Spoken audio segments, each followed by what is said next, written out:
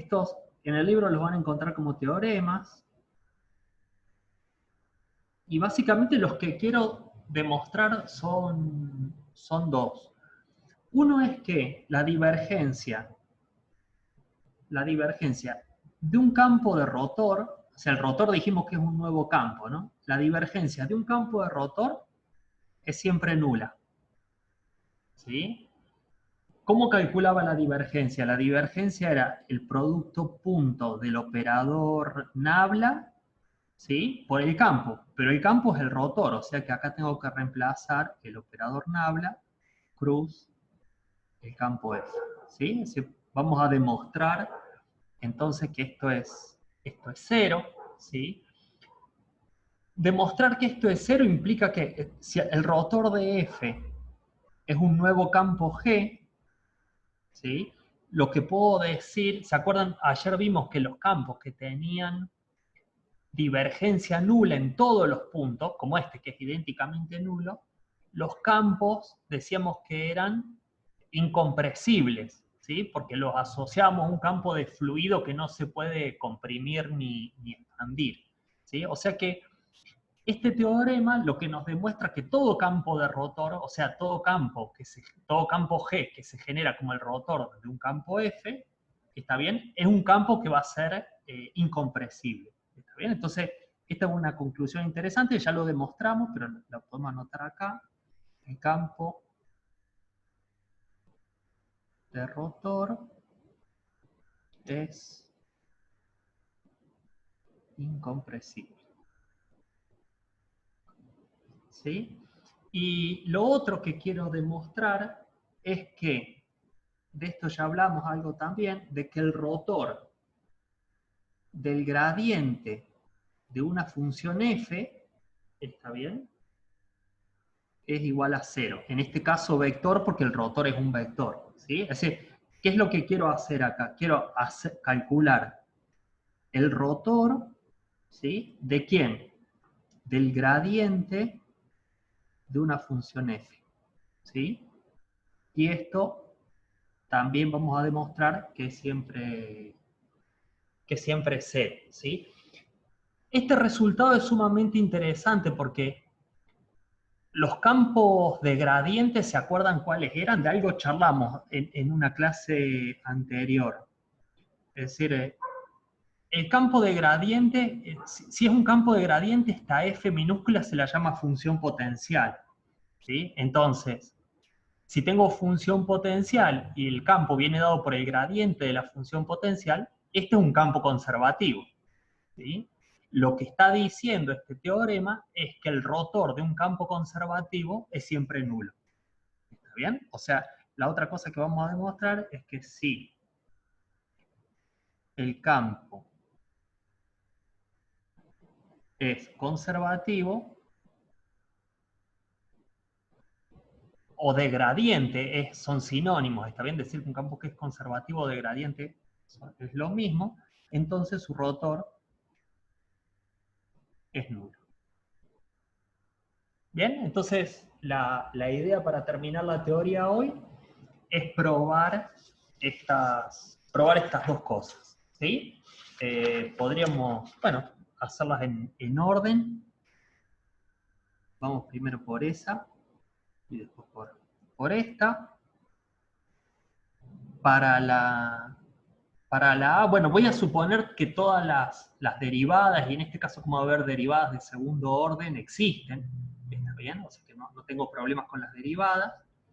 Voy a suponer, le puedo dar nombre a ese campo F, ¿sí? Lo voy a nombrar al F, ¿se acuerdan? Le habíamos llamado a las componentes P, Q y R, ¿está bien? Entonces, fíjense, si calculo en el primero el rotor de F, esto era el producto cruz del operador nabla por F, bueno, lo voy a hacer acá si lo tenemos completo, y JK, y acá tengo derivada respecto de X, ¿sí? Derivada respecto de Y, derivada respecto de Z, y acá tengo el campo P, Q y R. Bien, entonces acá tenía la primera componente era la derivada de R respecto de I menos la derivada de Q respecto de Z. ¿Sí? La segunda componente es la derivada de P respecto de Z, ¿bien? Menos la derivada de R respecto de X. ¿Sí? Y la última, que es con la que estuvimos trabajando recién, ¿se acuerdan? La derivada de Q respecto de X menos la derivada de P respecto de X. ¿Está? Ese es el rotor. ¿Bien? Ahora, ¿qué voy a hacer? Al rotor, este sería mi nuevo campo G. ¿Sí? Al rotor le tengo que aplicar la divergencia, es decir, lo tengo que multiplicar en producto punto, lo vamos a anotar acá, por el rotor de F, va a ser el producto punto del operador nabla, ¿sí? Por esto que tengo acá.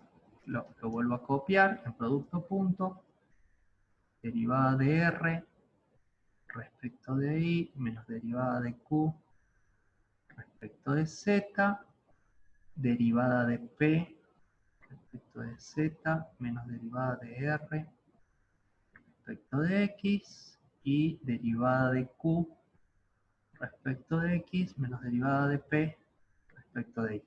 ¿Sí? Entonces veamos cómo, bueno, lo hago acá abajo, cómo queda esto. La derivada respecto de X aplica esto que está acá, así que me va a quedar, cuando derivo esto de vuelta, me queda derivada segunda de R, ¿sí? Respecto de X, respecto de Y, menos derivada segunda de Q respecto de X respecto de Z. ¿Sí? Esto sería entonces el primero. En el segundo me queda más, son las derivadas respecto de Y, así que me queda derivada segunda de P respecto de Y respecto de Z, menos derivada segunda de R respecto de Y respecto de X. Bien, este por este.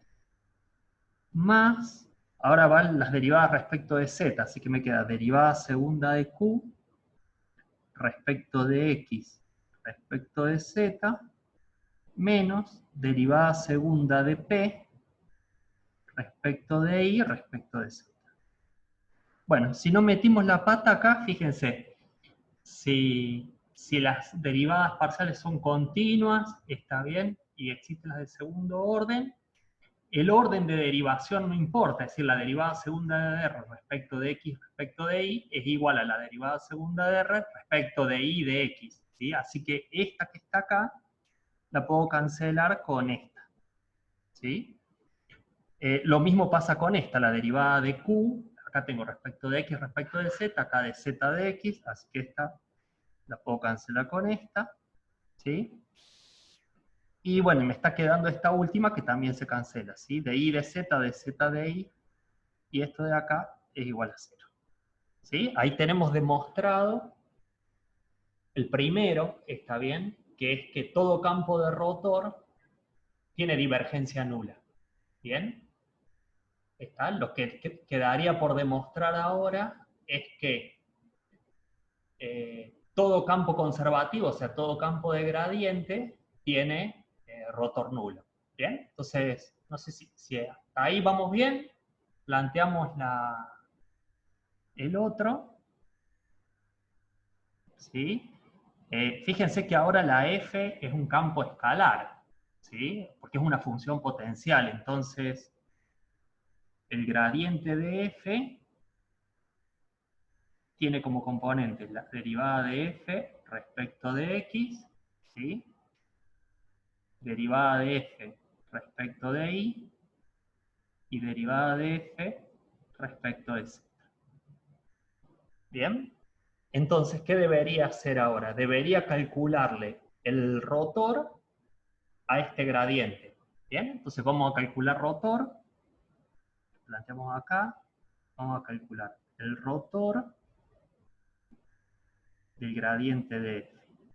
¿Sí? Entonces, esto va a ser I JK. Primero copio el operador nabla, igual que acá. Derivada respecto de x, derivada respecto de y, derivada respecto de z. ¿Bien? Y acá abajo, ¿qué copio? Bueno, la función a la que le tomo rotor es un gradiente, o sea que tengo que copiar esto que está acá. Derivada de f respecto de x, ¿sí?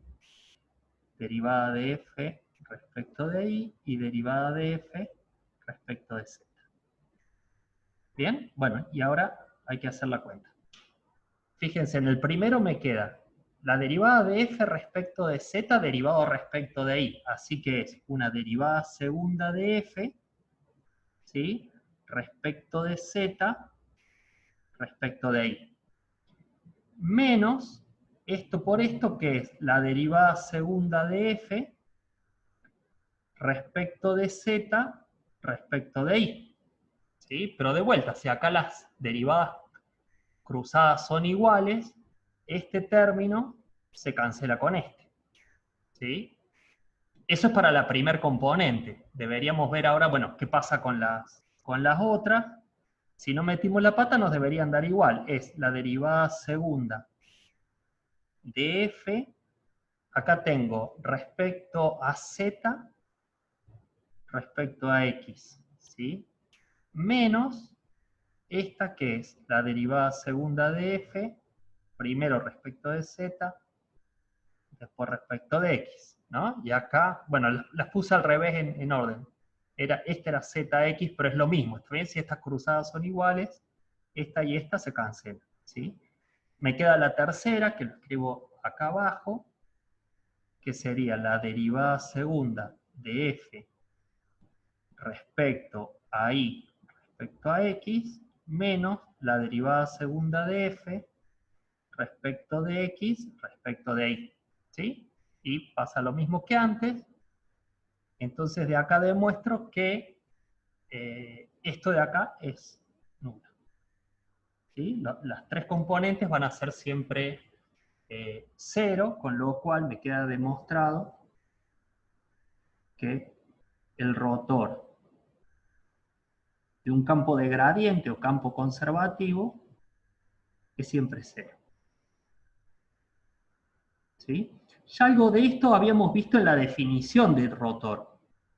Porque en la definición de rotor habíamos visto que si yo lo definía como el trabajo por unidad de área sobre una trayectoria cerrada, para los campos conservativos, el trabajo siempre es 0. ¿Sí?